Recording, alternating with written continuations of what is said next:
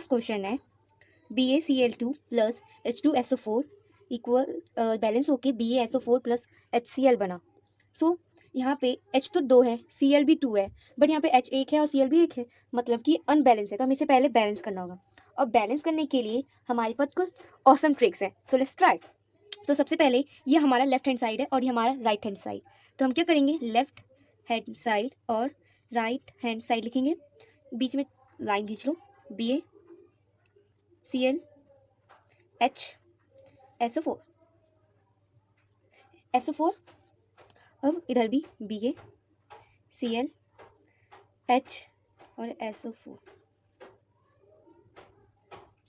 सो अगर हम यहाँ देखें, यहाँ Ba कितना है, एक है, एक इसकी एटम है, तो हम 1 एटम। यहाँ Ba देखें, ये भी 1 एटम है, ठीक है। Cl यहाँ देखें तो यहाँ 2 एटम्स है Cl के, तो 2, और यहाँ Cl देखें तो इसके एक ही एटम है, तो हम 1। अब ये हाइड्रोजन है, हाइड्रोजन यहाँ 2 है और यहाँ हाइड्रोजन 1 है, SO4 1 है और यहाँ पर भी SO4 1 है। तो ज़रा अगर हम गौर से देखें तो Cl यहाँ पर भी 2 है बट यहाँ 1 है, तो हमें बैलेंसिंग में हमें से मल्टीप्लाई ही करना होता है, डिवाइड, एडिशन, सब्ट्रैक्शन कुछ नहीं होता, ओनली मल्टीप्लिकेशन। तो हमें 1 को 2 बनाना है, क्यों? क्योंकि हम 2 को 1 नहीं बना सकते, इसलिए हम 1 को तो 2 बना सकते हैं। तो इस साइड मैं करूँगी, मल्टीप्लाई कर दूँगी 1 को 2 से। अब ये 2 बन गया, अब इधर भी 2, इधर भी 2, मेरा Cl 2 हो गया। तो लो, मैंने यहाँ Cl है तो मैंने 2 से मल्टीप्लाई किया, क्यों? 2 से जब Cl मल्टीप्लाई होगा तो 2 Cl बन जाएंगे। अब जब 2 से Cl मल्टीप्लाई हो रहा है तो H से भी तो मल्टीप्लाई होगा 2। जब H से मल्टीप्लाई होगा 2, तो 2 भी तो H भी तो 2 बन गया। अब हमारा भी ये H भी तो, हाइड्रोजन भी तो 2 बन गया, यहाँ पर भी 2 और यहाँ पर भी 2। सो हमारा ये इक्वेशन बैलेंस हो गया। अब हम इसको लिखेंगे कैसे, अब वो देखते हैं। BaCl2 plus H2SO4 BaSO4 plus, ये मैंने 2HCl लिखा, क्यों? क्योंकि हाइड्रोजन भी 2 हो गया और Cl भी 2 हो गया, तो हमारी इक्वेशन क्या होगी, बैलेंस हो गई। सो अभी हमारा सेकंड क्वेश्चन है जिसमें sodium chlorine plus silver nitrate का reactant silver chlorine plus sodium nitrate. अब हम क्या करेंगे, इसको बैलेंस करेंगे, देखते हैं बैलेंस है या नहीं है, या इसको करना पड़ेगा। तो सबसे पहले जो मैंने आपको बताया था कि यहाँ पे जो रिएक्टेंट होते हैं ये लेफ्ट हैंड साइड वाले रिएक्टेंट होते हैं और राइट हैंड साइड वाले प्रोडक्ट्स होते हैं। सो अब हमें बैलेंस करना होगा रिएक्टेंट साइड को, देखते हैं बैलेंस है या नहीं, सॉरी देखते हैं बैलेंस है या नहीं। तो ये राइट हैंड साइड, तो यहाँ NaCl सिल्वर नाइट्रेट, और नाइट्रोजन भी अलग है, ऑक्सीजन भी अलग है, क्योंकि बैलेंसिंग में हम सबको अलग अलग लेते हैं। तो NaCl सिल्वर नाइट्रोजन ऑक्सीजन, ठीक है। Na कितना है, उसके एटम कितने हैं, 1, Cl के भी 1, Ag के भी 1, नाइट्रोजन भी 1, ऑक्सीजन 3।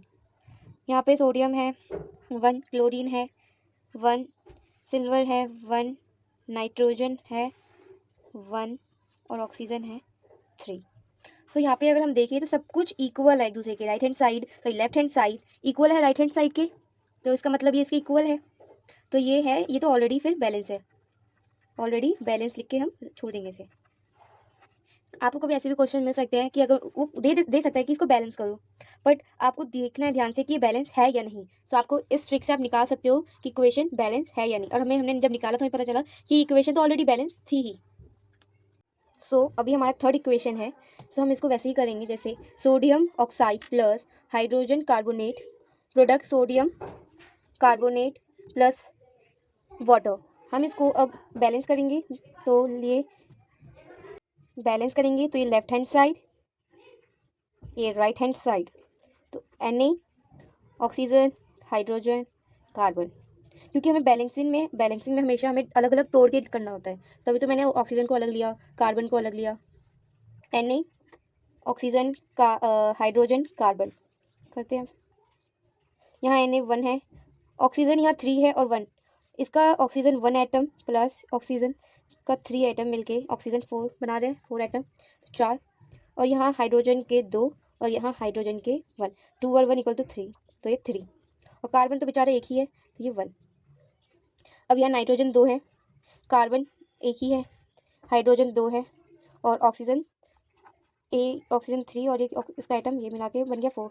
तो अगर हम देखें तो यहाँ ऑक्सीजन ही बैलेंस है और कार्बन, बाकी मुझे कोई बैलेंस नहीं दिख रहा, ये दोनों अनबैलेंस है। तो मैं 2 को 1 तो नहीं बना सकती, बट 1 को 2 बना सकती हूँ मल्टीप्लाई के मेथड से। तो मैं 1 को 2 से इंटू करूँगी, तो मेरा आंसर आ जाएगा 2। तो मैंने 2 Na कर दिया। अभी 2 तो 2 Na बन गया। चलो इसकी प्रॉब्लम हो गई सॉल्व कि ये बैलेंस हो गया। बट ज़रा देखें, ये तो अनबैलेंस हो गया। ये ऑक्सीजन, अब ये भी 2 ऑक्सीजन बन गए, इसके भी 2 एटम हो गए। तो जो ये बेचारा 1 था, अब ये 2 बन गया, 2 बन गया ना, और यहाँ 3, तो 2 और 3 इक्वल टू 5, तो अब ये तो 5 बन गया। अब जब ऑक्सीजन के अगर 2 हो गए तो हाइड्रोजन भी 2 हो जाएंगे। तो ये भी जो यहाँ पे 1 था बेचारा वो 2 हो गया। अब यहाँ पे 2 थे, 2 और 2 मिलके 4, तो हाइड्रोजन भी 4 हुए। अगर अब मैं देखूँ तो ये 5 हो गया है, यहाँ 4, तो छोड़ो इसको। अगर मैं हाइड्रोजन को देखूँ, ये अगर 4 है और ये 2, तो 2 को अगर मैं 2 से मल्टीप्लाई करूँगी तो ये 4 बन जाएगा। तो हाइड्रोजन को मैंने 2 से इंटू कर दिया, तो 2 2 जा 4 बन गया। तो चलो हमारा हाइड्रोजन भी बैलेंस हो गया, बट ऑक्सीजन फिर भी अनबैलेंस है। तो ये भी 2 से इंटू होगा, तो ये भी 2 ऑक्सीजन बन गए।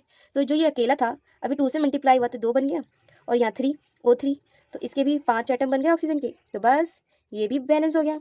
तो देखो सारी की सारी अब बैलेंस हो गई, 2 2 5 5 4 4 1 1। अब मैं लिख देती हूँ 2 NaOH plus H2CO3 Na2CO3 plus 2H2O। सो आज का हमारा ये वीडियो यहीं पे ख़त्म होता है, एंड बाय बाय।